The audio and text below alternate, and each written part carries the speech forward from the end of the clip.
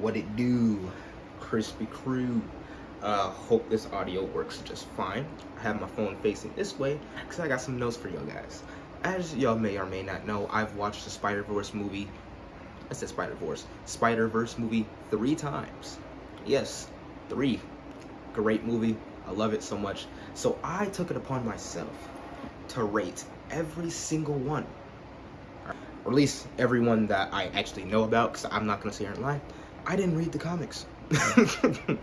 I didn't read the comics, but people who did read the comics, the rest of my co-hosts on the Irregular podcast, yes, today's sponsor is the Irregular podcast. I always link it in my videos. It's basically a podcast with me and a couple of friends who also do the Twitch, YouTube thing. We all just get on there and just start talking shit. If you want to see basically unhinged content of niggas who probably shouldn't have a podcast, then be sure to go and click the link in the description. Yeah, there's not really much else I can say about that. Be sure to like and subscribe, and let's start off with the first Spider-Man. Now, first things first, we gotta get the live-action movie Spider-Man out the way. We got Tobey Maguire. Now, in terms of a Spider-Man, you can't, I'm not saying that you can't get any better than this, because you definitely can, but he definitely set the way. Tobey Maguire's Spider-Man was such a great adaptation. Not as Peter Parker, I will say, as Peter Parker wasn't the greatest, but overall, there's not really much I can say about Tobey Maguire. A solid 8 out of 10. But I will want to actually, matter of fact, let me pause and just give my criteria on what I'm doing to rank these guys. I'm doing it first off of personal enjoyment, 2, character arc and story writing, and 3, how accurate are they to the actual depictions of the character. It might get a little tricky for that third one later down the line, but we'll see in a little bit. Secondly, we have Andrew Garfield. Fantastic Spider-Man. Peter Parker, kind of mid, but it wasn't bad though. Overall though, I will say, on a side note, Andrew Garfield is a really good actor. So he really did a really good job playing Spider-Man in this one. So overall, I gotta say, like, I would rate Andrew Garfield's Spider-Man a solid 7 out of 10. Overall, there's not really much I can say about these guys. Cause like, I'm not gonna lie, the Amazing Spider-Man 1 and 2 movies were kind of, excuse me, they weren't mid, but they weren't, but they weren't exactly bad either. They weren't good. They were mid. No, they were mid. They were mid, honestly. They were enjoyable, but they were mid, honestly. That doesn't really affect Andrew as a Spider-Man, but overall, like, the movie itself was just not it. Now, I can't speak much for Tom Holland's Spider-Man because I didn't see any of the MCU Spider-Man movies. You can't get mad at me. That's just what it is. I still haven't seen No Way Home. I haven't seen Homecoming or Far From Home or any of them. So from off of just general appearance and what I know about him from like Endgame and like fucking Infinity War and things of that nature, I do gotta give him a solid 7 out of 10. At least from what I know. Maybe I gotta watch the movies first before my opinion on this can be solidified. But overall, that's just how I feel about Tom Holland's Spider-Man. But let's move on to the heavy hitters. Spider-Man PS4. Now, this might be the strongest Spider-Man adaptation we've ever gotten in our lives. This man held up an entire helicopter just off of his webs and strength alone. This nigga is a demon. And I know y'all niggas played the game. The shit that Spider-Man does in this game is fucking brutal. Niggas think the Batman Arkham series is brutal. Never mind. That's a whole different one. That's a whole different one. Whole different discussion. Point is, Spider-Man is different. And really good Peter Parker adaptation. I don't understand how they changed his face. I don't understand why they did that. But overall, I genuinely think that it's a really good Spider-Man adaptation. A solid 9 out of 10, personally, from my personal opinion. Then we got Miles Morales PS4. Also 9 out of 10, just because I enjoyed playing him on a string, and I enjoyed having that black swagger, or the exaggerated swagger of a... I can't even say that shit with a straight face. But no, seriously though, Miles Morales was, I think, the only downside to him in the games was the fact that this nigga was an absolute dweeb. Like that, like, bro. And if you 100% the game, that whack ass beat you get from Uncle Aaron, bro, it's so dumb. It's so dumb. It's so dumb. But that concludes the game, Spider-Man. Now I was gonna get on to the animated series of them. We got Spectacular Spider-Man. Now, if you know anything about Spectacular Spider-Man, you would know this nigga was a race god. It obviously followed Peter Parker. This was showed on, I think, Disney XD. I can't remember. All I do remember is that all the Spider-Man cartoons growing up, me and my older brother used to watch religiously. And Spectacular Spider-Man was one of those cartoons. Bro was about business every time. I will say, one of the funniest scenes on the planet is when old girl came up to him and told him, "You can web me up anytime, Spidey." That was hilarious. But it flew over my head as a kid. Growing up, I was like, that's absurd. It's crazy work. It's actual nasty work, bro.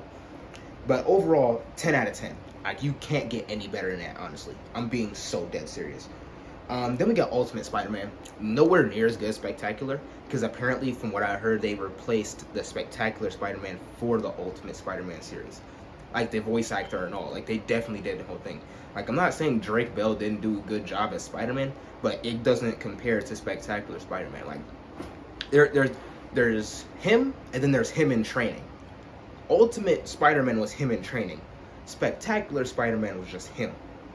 And I know it's unfair to use a different Spider-Man to compare, but let's be real though. That's the only reason Ultimate Spider-Man was even there, is because he was to replace Spectacular Spider-Man. Overall, I'll give it a 7 out of 10. Let's see. Now let's move on to the Spider-Verse. It's really I'm not gonna lie, the Spider-Verse is really kind of why I made this video. And I guess we can start off with the GOAT, Miles Morales, 10 out of 10. Do I need to say more? If you haven't seen the movie yet, I'm not even gonna say nothing about it. Watch the movie, bro. That's actual peak fiction. That's the best thing Marvel has ever released. Is this dick riding? Yes. Do I care? No. That is literal peak fiction. And that's saying a lot, because I watched Guardians of the Galaxy 3. Alright? Miles Morales is an easy 10 out of 10. It's non-negotiable. Alright? If you actually argue against that, you're racist. Racist piece of shit. Anywho, Peter B. Spider-Verse. Now, if you know anything about me, you know that I'm a good comedy guy. I love jokes. And when I watched the show New Girl, I thought it was generally funny. So when I heard Nick from New Girl playing Spider-Man, it was definitely a refresher, and it made a lot of his voice lines 10 times funnier. 1 second, gotta check something. Okay. And made all of his voice lines 10 times funnier. I think a great Spider-Man, because he even said in the movie, "You're the only Spider-Man who's not funny. All Spider-Men are funny." And he's a really good. Well, I wouldn't say he's corny, but he's genuinely a funny guy. I like Peter B. Parker. Overall, just a genuinely really good adaptation of Spider-Man. Next, we got Spider-Gwen. 3 out of 10. White woman. We are moving on. Penny. There's not really much I gotta say about her. She's solid, I guess. We don't really see much of her, from what I know. 6 out of 10, I guess. Spider-Ham, the GOAT. This is a solid 10 out of 10, non-negotiable. Alright? He's funny. He has real resolve and knows what it really means to be Spider-Man. Alright? He has it all. Well, my fault, not even Spider-Man. Spider-Ham. You understand what? He's him! He's him, bro. There's not negotiable. Now, Spider-Noir. Now, a lot of people say that I give off Spider-Noir vibes. Don't know what that means. Because I posted like an image or a meme on my Instagram where I was like, what vibe did I give off? That had a bunch of Spider-Man, like a drink, and then I think like Hello Kitty or some bullshit. Anywho, I posted that, and a lot of people said that I give off the vibe of either Spider-Noir, or one person said Miles Morales, and I think one person said Miguel O'Hara. Somebody said I looked like Miguel O'Hara. That's a different story. But overall, like actually learning about Spider-Noir, bro, he's literally the GOAT. This man kills Nazis. What more can we say? He's not the other Spider-Man who's like, he's afraid to kill. No. Nah, bro. he murks niggas, bro. He murks niggas, bro. There's not much we can say about it, bro. Spider Noir is definitely a solid 9 out of 10. And he's generally funny in the movie too. I'm not gonna sit here and lie. I'm really excited to see what they do with him in Beyond the Spider-Verse, because he was in the intro to Spider-Verse, and I'm gonna keep it real. If you haven't watched the movie at this point, you probably shouldn't have clicked on the video. He's gonna be in Beyond the Spider-Verse based off of the end of Across the Spider-Verse. Generally, I think it's gonna be a very fun movie with him in there, because that nigga's about business every time. Like that one time in Into the Spider-Verse, where he was fighting a Tombstone. He literally punched bro, put that hat on him. Or no, put the hat on him, punched him, and then like slammed 2 cars together, bro? Like, bro, this is like surprisingly brutal, bro. Like, I ain't gonna lie. Put Spider Noir in Arkham City, things is getting wicked. Spider Noir is cleaning up Gotham in 2 months. Nah, not even. 24 hours. Mark my words. Put Spider Noir in Gotham, he's cleaning up Gotham City in 24 hours. No problem whatsoever. Next, we got Spider-Punk. Hobie Brown. A pleasant surprise in the movie to see another black man that came in and helped the main character. But also, this nigga's just a fucking instigator, and I love it. We love Hobie. He's generally like one of my favorite Spider-Men. And even though I was introduced to him through the movie, he's one of my favorite Spider-Men because that nigga's just like me for real.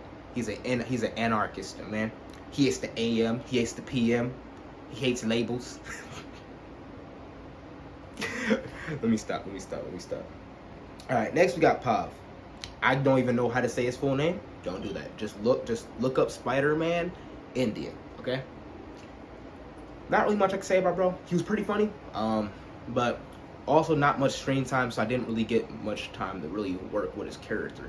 And the times he was on screen though, it was very, very enjoyable. I can't say like I don't really have any flaws with his character. Overall, a solid 8 out of 10. Oh, my fault. Spider-Punk. Did I say he's listening for Spider-Punk? Well, I would say Spider-Punk and Pav are both solid 8 out of 10s. I can even push for 10 out of 10s for both of them as well. Final Spider-Verse, we got Miguel O'Hara. My name is Miguel O'Hara. I am the leader of the secret. Let me stop. But no, genuinely, yo, I believe that Miguel is.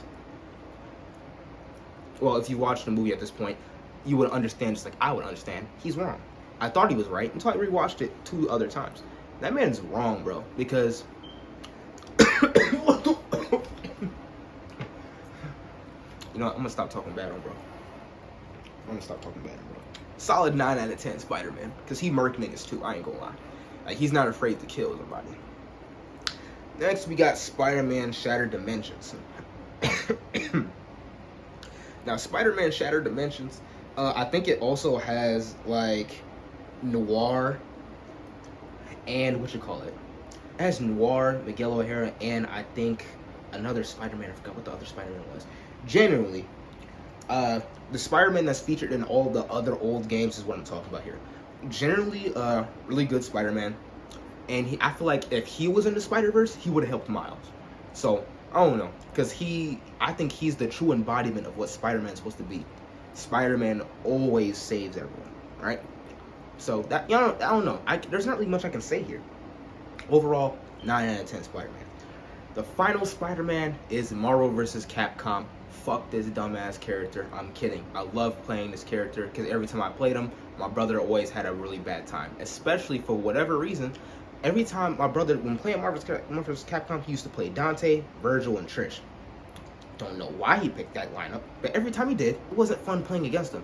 But every time I picked Spider-Man, for whatever reason, he hated it so much because he's like, bro, why is he standing so low? Have a character that actually stands up tall. So I just kept using Spider-Man. And for those general biases, I rate him at a 20 out of 10. Overall, the best Spider-Man, there's not really much you can do about him. Because let's be real. If all the Spider-Man was like a one big-ass battle royale, bro, Marvel vs. Capcom Spider-Man's winning no problem. Because imagine you fighting Spider-Man, and all of a sudden you just hear a Virgil assist. You're cooked. Nothing you can do about it. I don't know. That concludes it. Generally, I want to say thank you for watching. And thank you for listening to me ramble about random Spider-Man. Yeah, see ya.